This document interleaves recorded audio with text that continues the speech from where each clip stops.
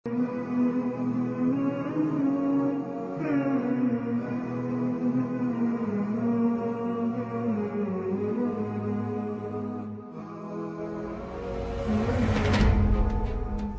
الفيروسات التاجية أو كما هو متداول بين الناس باسم فيروسات كورونا مجموعة من أنواع الفيروسات الشائعة والتي عادة ما تؤثر في الممرات التنفسية، ويمكن أن تصيب الفئران والكلاب والقطط والخيول والمواشي كما تصيب الإنسان.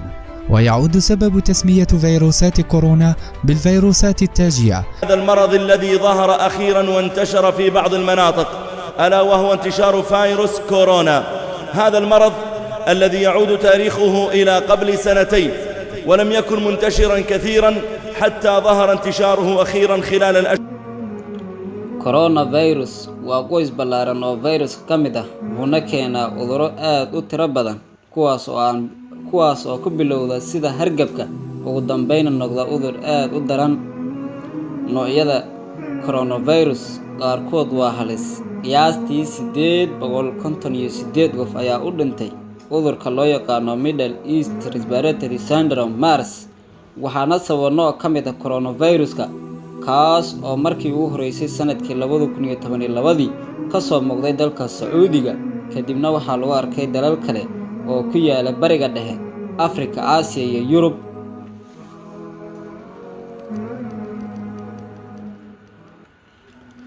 bishii Abriil 2014 qofkii ugu horeeyay ee Mareykan ah ayaa isbitaal loo dhigay cudurka MERS gudaha Hindiya. sidoo kale isla xilligaasi kii kale ayaa laga soo sheegay magaalada Florida ee dalka Mareykanka. sidoo kale bishii May 2015 cudurka MERS wuxuu ka dilaacay gudaha dalka Korea, kaas oo ahaa faafitaankii ugu ballaarnaa ee ka baxsan jasiiradda Arbeed oo cudurkaasi saameeyo. sanadkii 2003 774 qof ayaa u dhintay cudurka daran ee ku dhacay neef mareenka loona yaqaano Acute Respiratory Syndrome (SARS) oo uu sababo nooc kale oo ka mid ah coronaviruska.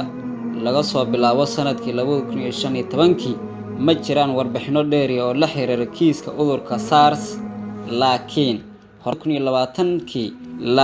horaantii 2020 kadib markii bishii Diseembar 2019 uu ka dilaacay Shiinaha cudurka cusub aan hore loo arkin, baaritaano joogto ah iyo dadaal dheeri ah kadib ururka caafimaadka adduunka ee WHO wuxuu aqoonsaday nooc cusub oo ka mid ah qoyska coronaviruska, waxaana loo aqoonsaday magaca 2019 novel coronaviruska. cudurka coronavirus waa zoonotic disease oo micnaheedu yahay waa cudur ay isugu gudbiyaan xoolaha ama xayawaanaadka iyo dadka. baaritaano iyo cilmi baaris ayaa khubarada caafimaadka ayaa ogaaday in SARS coronavirus asal ahaan laga soo gudbiyay bisada gurijoogta ah, kuwaas oo u soo gudbiyay bani'aadamka. sidoo kale cudurka MERS coronavirus ayaa isagana laga sheegay in bani'aadamka u soo gudbiyay geela loo yaqaano Dromedary camels nooca Dromedary camels. sidoo waxaa jira noocyo kale oo coronavirus ah kuwaas oo ku dhaca xayawaanaadka welina aan u soo gudbin ama aan laga helin bani'aadamka. calaamadaha caabuqa coronaviruska. astaamaha lagu yaqaano coronavirus waxaa ka mid ah astaamaha cudurrada neef mareenka, qandho, qufac, neefsashada oo gaaban ama neefta oo adkaata. xaaladahan aadka u daran ee infectionkan wuxuu sababi karaa oof wareer, xanuun daran oo xagga neefsashada ah, kelyaha oo shaqo gaba, ugu dambeyn wuxuu sababi karaa dhimasho. siduu u faafaa coronaviruska. baaritaanada ay sameeyeen howlwadeennada caafimaadka ee ku howlan viruskan ayaa sheegay dadka ugu badan ee laga helay cudur viruskani inay la xiriiraan cuntooyinka badda laga keeno ee loo yaqaano seafood iyo suuqa lagu iibiyo howlaha nool.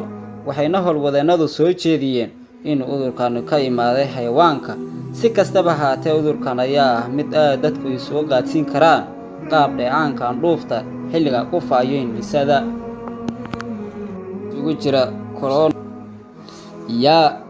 yaa halis uga jira coronavirus. Waxa halis uga jira qof kasta oo xiriir toos ah la sameeya bukaanka qaba cudurkan ama xambaarsan viruskan. Dadka ku nool goobaha laga helo viruskan ama ka agdhow bukaanka la ildaran xanuunkan, dadka qaba ama unuga cudurkani ku dhaco habdhiska neef-mareenka dheeraada ama chronic disease sida cudurka macaanka diabetes, cudurka sanbabada ee daba dheeraada chronic lung disease, iyo dadka kelyaha ka jira pre-existing kidney failure, dadka u liito difaaca jirkooda, dadka da'da iyo carruurta yaryar ee laga yaabo inay aad halis uga jiraan. Ma leeyahay daawo coronavirus? Si guud cudurkan ama viruskani ma lahan wax daawo ah, laakiin waxaa jira qaab loo yaqaano la tacaalidda calaamadaha. Sidaas daraaddeed waxa u daweynaysaa ama aad ula tacaashaa infectionkan coronaviruska si la mid ah sida aad u daweyso ama loola tacaalo hargabka.